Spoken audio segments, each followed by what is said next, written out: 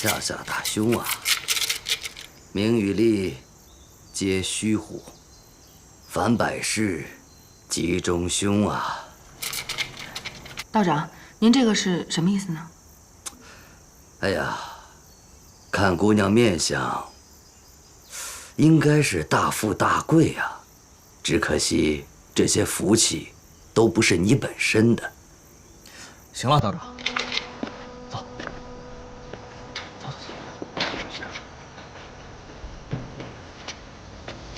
哎，西城，哎，你刚才怎么跟人家那么说话？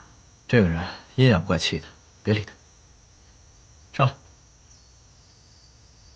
怕你累。我觉得这会儿好多了，我自己走一会儿吧。上来。来。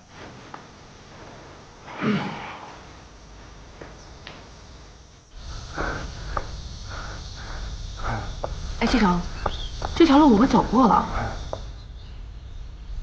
走过吗？是不是你记错了？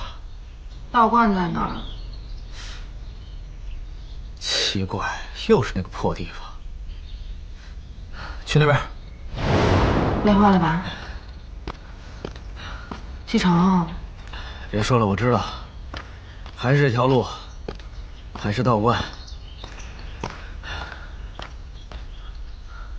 邪了门了。你先下来。哎，哎呦，小心啊！啊，没事。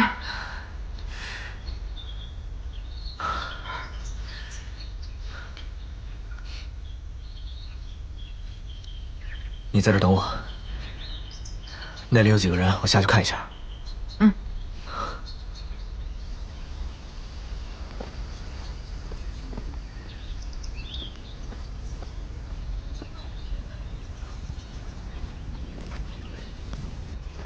嗨，美女们。哎，帅哥，有什么事吗？我想打听一下去山顶的路。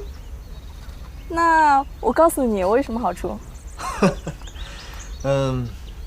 你要什么好处，我都可以满足你。哎呦，真的吗？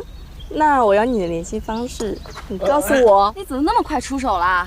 不是什么我先看到的吗？什么干嘛你先看的？